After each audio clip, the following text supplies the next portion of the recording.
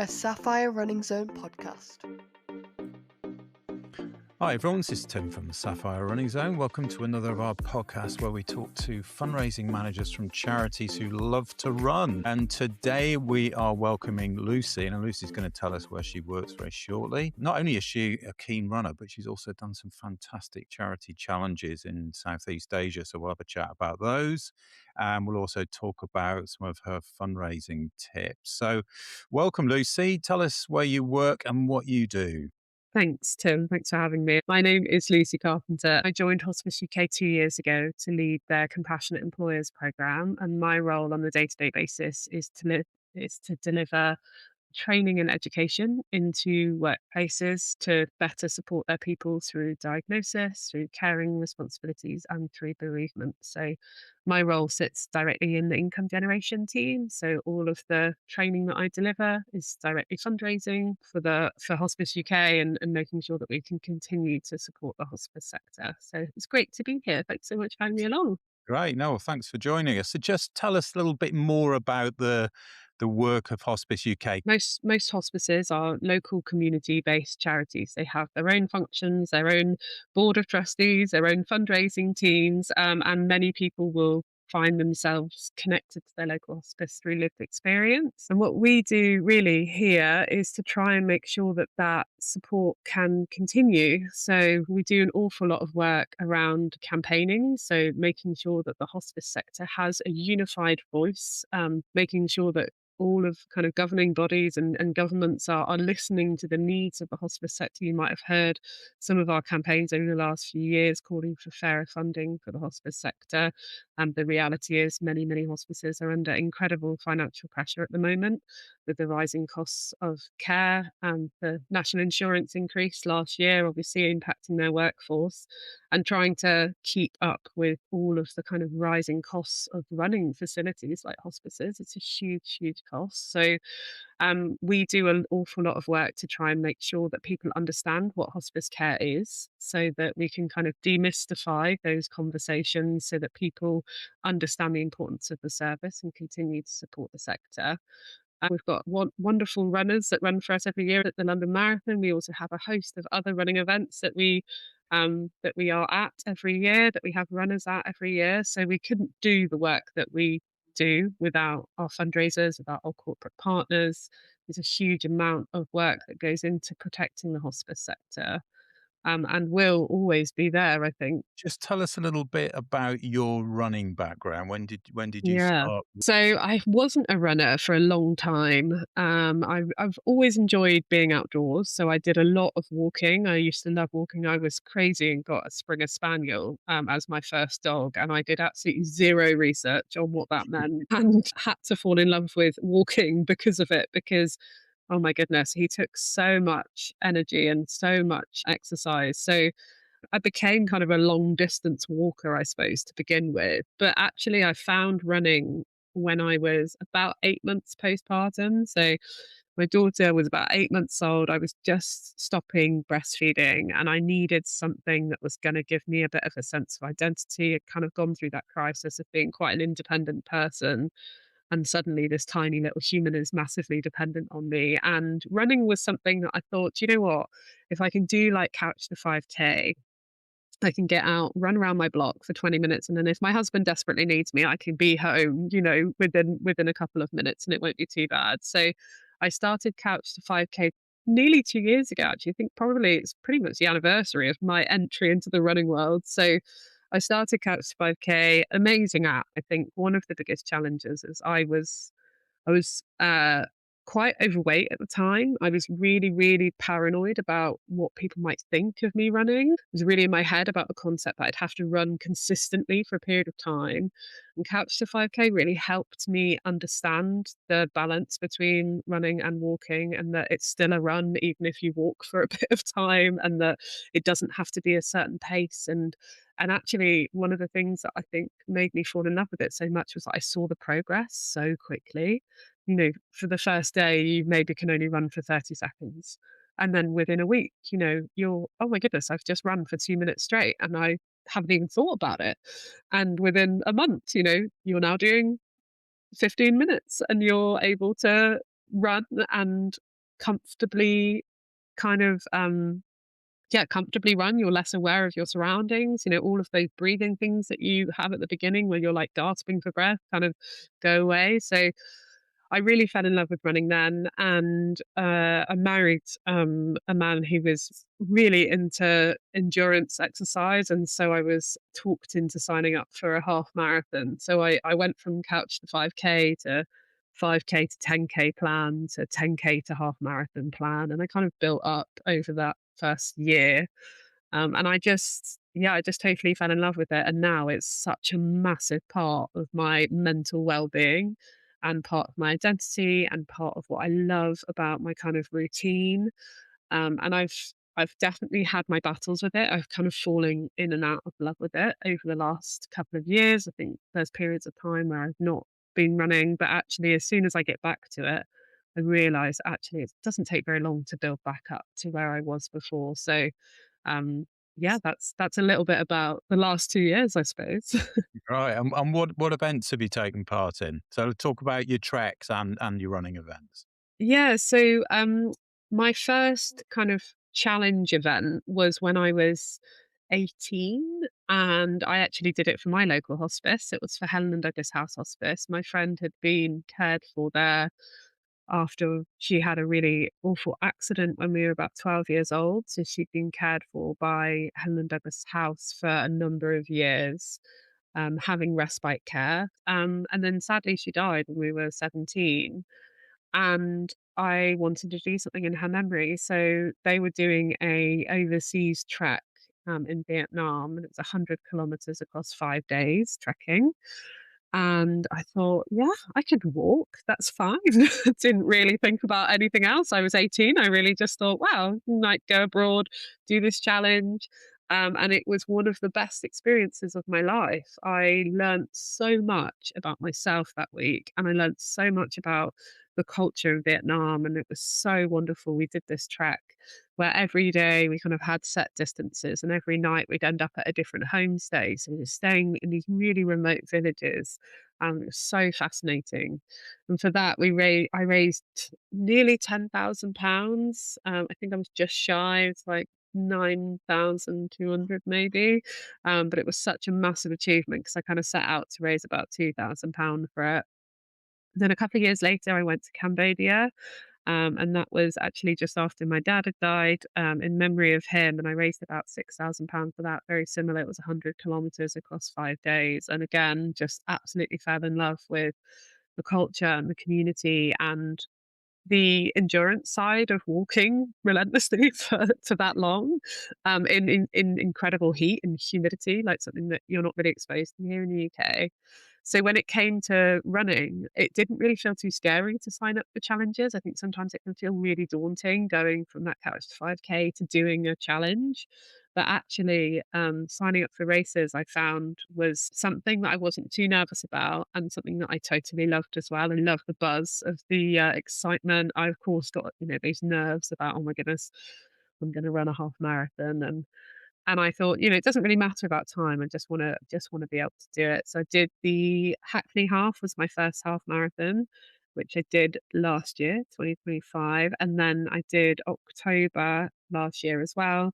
I did the Oxford Half as well. So those are my two running challenges. And then I'm very nervous to say that I got a ballot place for the London Marathon, which I know is like winning a golden ticket. And I should be absolutely over the moon about, and I am in lots of ways. But I'm doing the London Marathon next year. I had to defer my place from this year. But yeah, so that's going to be my longest running distance so far, which I'm really excited about, but equally quite nervous and terrified about. Wow, that's quite an impressive move into the world of distance running events from couch to 5K to two half marathons and then a London Marathon entry in the space of two Yeah. years. That's fantastic. Now, we said we would talk a little bit more about the fundraising. I mean, those numbers are absolutely unbelievable. So Yeah. you're going to have to tell us how on earth you managed to raise 15,000, 16,000 from two treks. Did you fundraise at the two half marathons as well? Yes, I did. So it's like totaling up actually, and I think I've raised my Just Giving site suggests that I've raised just over £22,000 Wow. since I started fundraising when I was 18. Yeah. So that Wow. was 13 years ago now. So That's incredible. So let's split it into two then. Let's talk about the treks first, and then we'll talk yeah. about the two half marathons. Yeah. How did you go about raising that money on the treks? So I think like initially that amount of money feels so daunting. Obviously, anything overseas comes with a huge price tag. So I think the target for both was around £2,500, which I was immediately like, oh my goodness, how on earth am I going to do that? And at the time, I was singing in a band in Oxford. We were doing the open mic circuit. So I built up this kind of network of musicians in the local community and networks as well with the pubs and the venues across the community. And I was working in a brewery as well in Oxford. And I loved events. I just loved the idea of bringing everybody together. It was a massive thing for me. And my dad was really into music. So it was something that I was doing a little bit of a passion project, I suppose, to put on these events for him to enjoy as well. So I think the first thing I did was a pub quiz. I went to a sports bar and I hired out the top floor, which was free of charge because I was doing a charity event.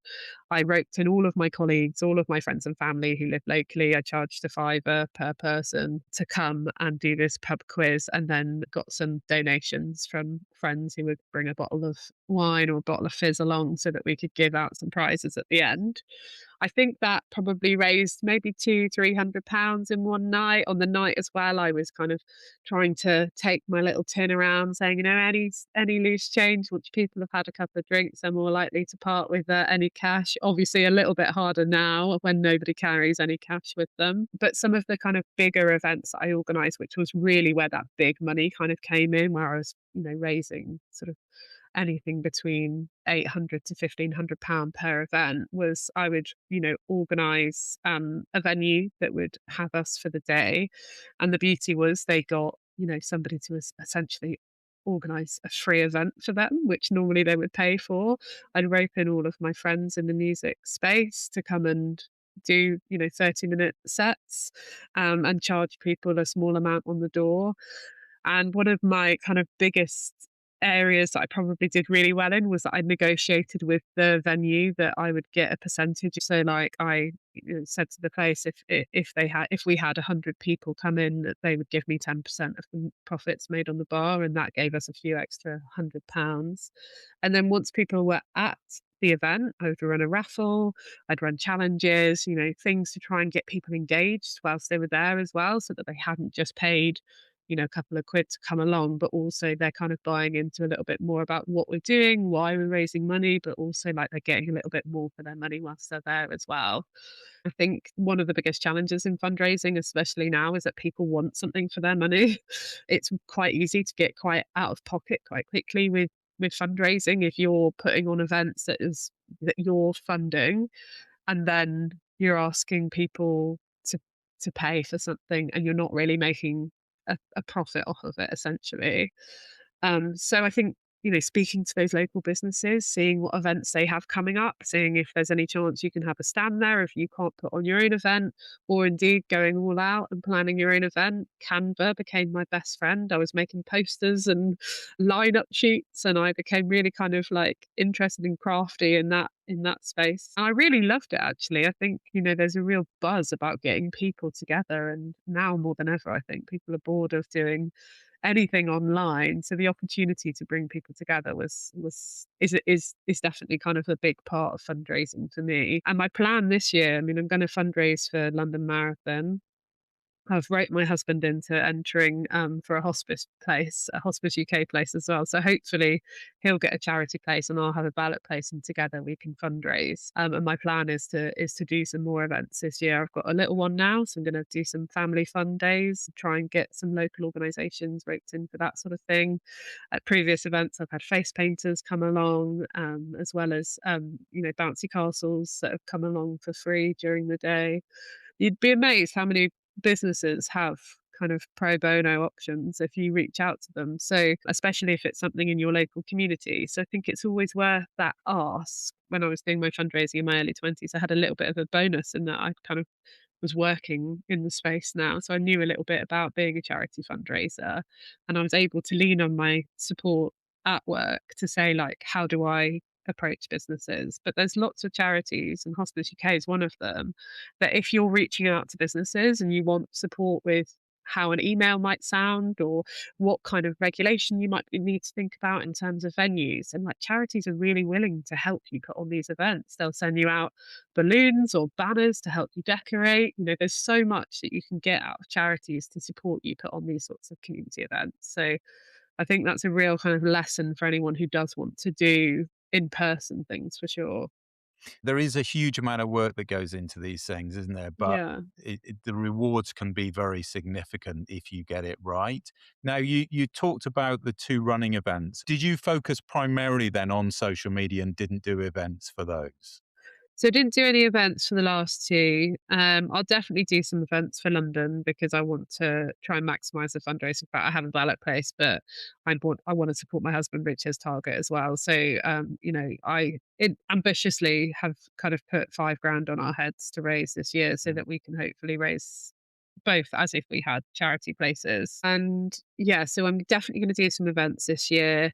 I used WhatsApp and LinkedIn to primarily fundraise for the last two. And again, did a lot of storytelling, recorded some videos to explain why I was running, what I was doing it for. I explained also like my journey into running. I think, running is far more accessible now than it's ever been before. And more of us need to shout about how many people can join this community. Like it's a very open community. There's a lot more representation of us leisurely runners, slow runners, whatever you want to call us. I run because it's for me. Like I run because I can. I run because there's a lot of people who can't. And one day I'm not going to be able to do this anymore. One of the amazing things about having my daughter was that as soon as I'd had her, I was like, oh my goodness, I've grown a child and I've birthed a child and I could literally do anything now. I have this absolute relentless optimism as to what my abilities hold now. I think I could literally run anything. I have no doubt that at some point I could run an ultra marathon. Like I don't see the remit of that anymore because I have such a greater understanding of just how much I'm capable of doing because I was able to do all of these amazing things that brought her into this world. As soon as you have that kind of mental switch, and telling that story to people make people want to come on the journey with you. A huge part of it is storytelling. I think don't be afraid to tell people about why you're running, whether it's because you came through hardship and it was there for you in that place of solace, or whether it's because it's a huge part of your mental health now and one of the reasons why you're able to get out of bed in the morning. Like I think more and more people need to talk about the why. We kind of focus so much on how fast can you run a 5K or the PB times, but like how many people have run marathons? How many people have run half marathons? How many people have run 10Ks? That storytelling element is such a crucial part of fundraising. It's what people buy into. Like if people buy into you as a person, they buy into why you're doing something, then they come with you. So if you can tell your story, whether it's for you or for somebody else, then it will really, really help any fundraising efforts you make. And social media can be a great platform to do that on. And that can be whichever one you feel most comfortable on, whether it's Instagram or Facebook or LinkedIn or WhatsApp. So you use LinkedIn and WhatsApp primarily. Yeah. Talk us through your approach on both of those platforms. So I'm one of those really annoying avid LinkedIn posters. So I post on LinkedIn probably 3 times a week. I've built my network on there. Since I came back from mat leave, that was like one of my key priorities was for my personal development as much as anything else. I wanted to make sure that my voice was heard in the space that I work in. So across the hospice sector, especially around grief and bereavement. So I post professionally on the platform many times. So usually 3 times a week, sometimes more, sometimes less. But I try to keep it as authentic as possible. I talk about my experiences throughout my life. I talk about becoming a mum. I talk about losing dad. I talk about being a carer. I've made it a space where I've kind of grown bit of a like following on there now for people who genuinely connect with me because they have shared experience or because they care about what I'm doing and who I am in this space. So I've really found a lot of like fruition through LinkedIn in terms of building very genuine connection with people on a professional platform. It's quite unique, I think, the way that I use it, but more and more people are using it to also share their personal lived experience. I think it's a great space for that. WhatsApp wise, I mean, again, I really just fundraised through my family and my friends, so there wasn't a big kind of strategy to it. I would send people a message around payday to say, "Hey, have you sponsored me yet? If you haven't, then consider sponsoring me." Sometimes giving them that breakdown in terms of, £5 is the cost of a coffee, £20 is taking me out for lunch, like those sorts of things. I send it on my birthday, don't buy me a present, donate here, or around anniversaries. If I'm thinking about dad this weekend. If you want to support what I'm doing in memory of him, then I'm doing this marathon, I'm doing this challenge, support me here. Just kind of like repeating and going back to people if I know that they haven't donated, but also really following up with people who do. I think like often forget about the like follow up bit and actually how much it can mean to somebody to recognize that they've made a donation. So you focus then on one-to-one messaging as opposed to groups or broadcasts? Yeah, I've not used groups or broadcasting before, primarily because I suppose I'm not really in any groups that I mean, I'm in loads of group chats, but I haven't used any broadcasting messages across them. I do send my posts or any of my fundraising posts into my group chats in hopes that they'll all sponsor me, but I haven't used it in that same setting, no. Right. Now, one app, obviously, that many, many runners use these days is Strava. And you guys had some very exciting news, didn't you, about Strava recently? So we're really excited that Hospice UK has been chosen as part of the Crowns for Causes campaign that is being supported by Strava and Postcode Lottery. So we were thrilled to be chosen as one of the few charities that have the opportunity to have money fundraised for us over the next couple of months. So throughout June, July, and August, Strava and Postcode Lottery are coming together to try and get people moving, along with all of the charities that are involved. And what they are doing is each month there will be a new challenge unlocked on Strava. And if you sign up to join that challenge, you do a certain number of events each month, and that will unlock a donation for your chosen charity, for example, Hospice UK, that can support us continue doing the work that we do with the hospice sector across the UK. So it's a really interesting and exciting partnership. So one of the most kind of unique parts of the campaign and the challenge itself is that you don't have to be running. You could be walking, you could be doing yoga, you could be doing weight training, you could be doing anything really. There's really so many activities that you could be doing as part of it. And what it's doing is just asking you to get moving and log those activities on Strava. So in June, the challenge was to do 8 activities across the month of June. Now, some people who are in training blocks will be doing more than that.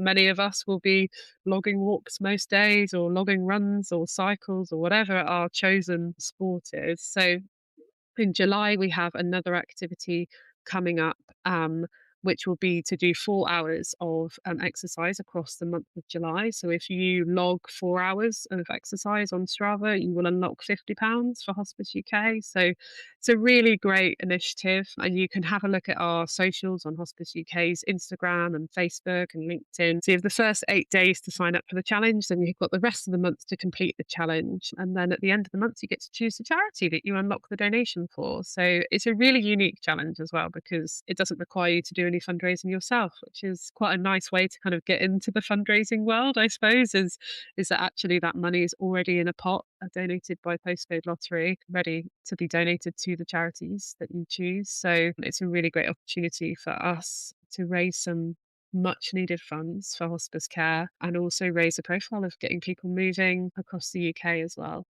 So the really nice thing about it is that it's such an accessible campaign. Like it really is just about getting people moving as much as possible, and getting people tracking and logging their movement, so that it unlocks those donations, and charities like us can benefit. It's kind of life changing money, It's a huge pot of funding that doesn't require anybody to go into their pockets. It's been so generously supported by Postcode Lottery. So it's really exciting. Like, movement is not meant to be something that has barriers to it. We want everybody to feel like they can move and that every part of movement is beneficial.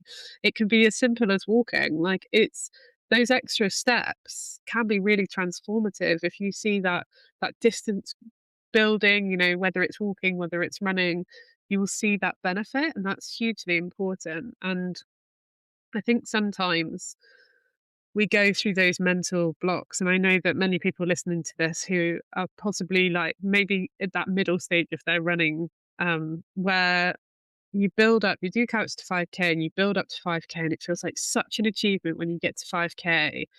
And then over a period of time, we have this weird kind of unwiring of our brains where we think it's not a run unless it's at least 5K.